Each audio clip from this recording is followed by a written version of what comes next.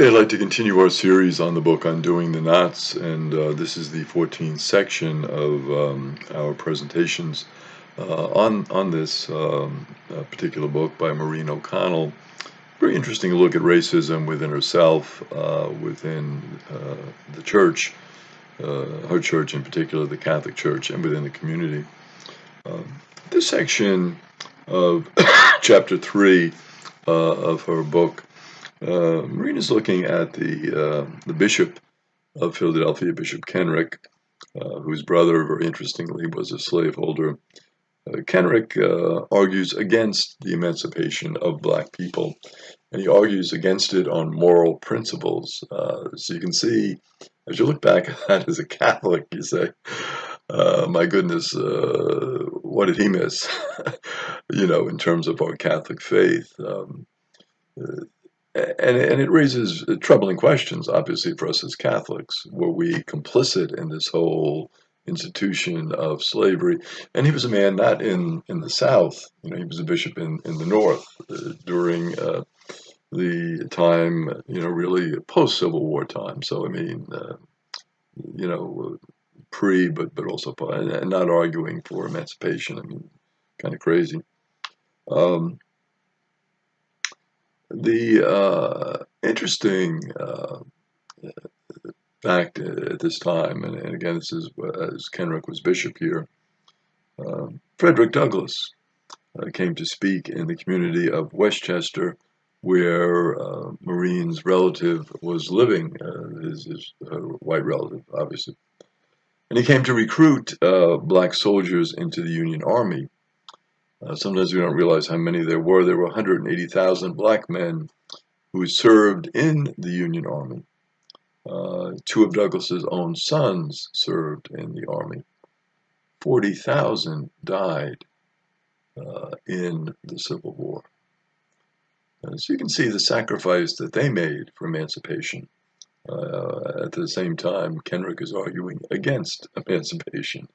And you say, well, wait a minute, here's Douglas speaking in Westchester, speaking to recruit black soldiers. And Kenrick is saying, well, we shouldn't emancipate them. One of the interesting points Maureen makes in this chapter is about racism as a sin. And she speaks of it as a sin of captivity. And a lot of times, I don't think we think of it in those terms, a sin of captivity. The fact that we did literally capture certain people, bring them to a new land, and keep them in captivity. We sometimes speak of captivity, the analogy would be with jailing people. They've done something wrong, they must be jailed, they must be kept captive. They're going to harm the community. We have to isolate them from the community. We have to hold them accountable for their actions. All of those things, which make sense to a certain extent. Obviously, even though we tend to look at our system today as more in need of rehabilitation, some of the crazy things that happen in our carceral system really need to be challenged.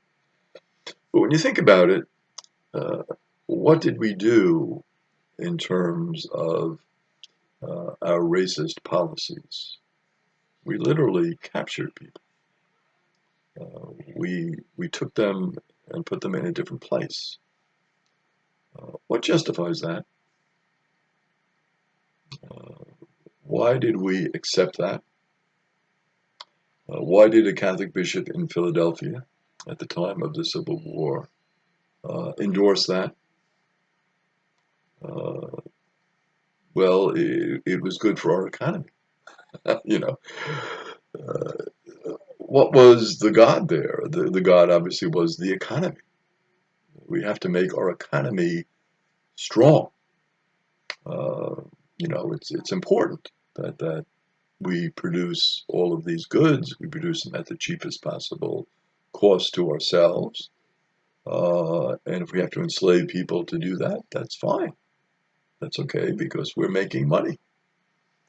We're making a profit. But then for a Catholic bishop to come along and basically a Catholic community to accept that say, well, these people are kind of less than us. I mean, they're black, they're of a different skin color, so we're white, we're superior, so we can capture them. We can keep them captive, and we can profit off of that captivity, uh, and we can justify it morally. How do we justify it? Well, we justify it by saying, it's working for the benefit of whom? The benefit of white people. It's good for us. It's good for our country. It's making our country better. It's making our country stronger. It's making our country richer. It's the American dream. It's wonderful. It's good. And so we justify it. And a Catholic bishop justifies it. And the Catholic Church justifies it. We take a step back and say, why, how? It kind of befuddles us a bit that it could have been so easily and readily accepted, this captivity.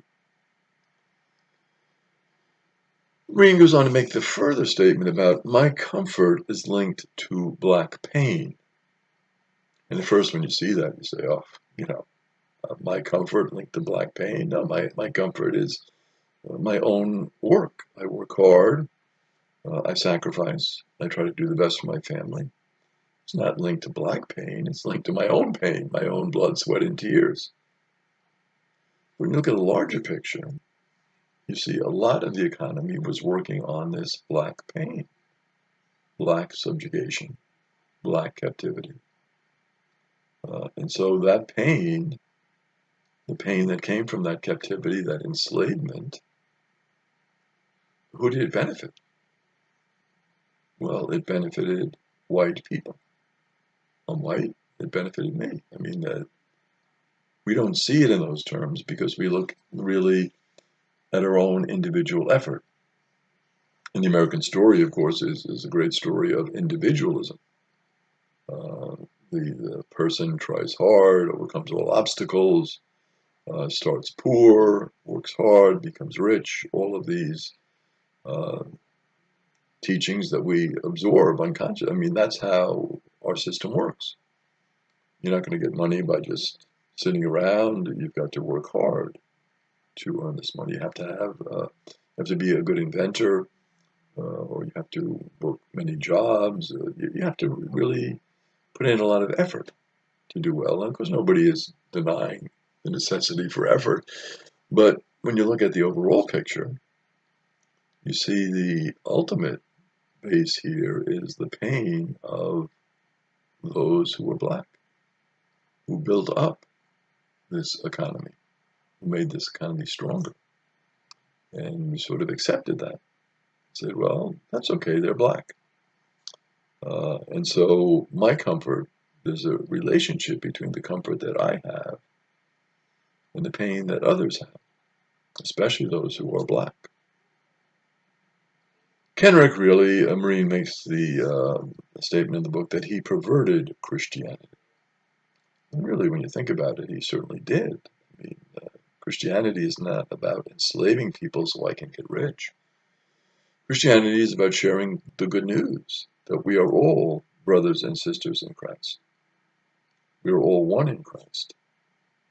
And so when you take that basic message of Christianity that Jesus proclaimed, and you turn it upside down and say we're all one in Christ, but not these people, you have a perversion of Christianity.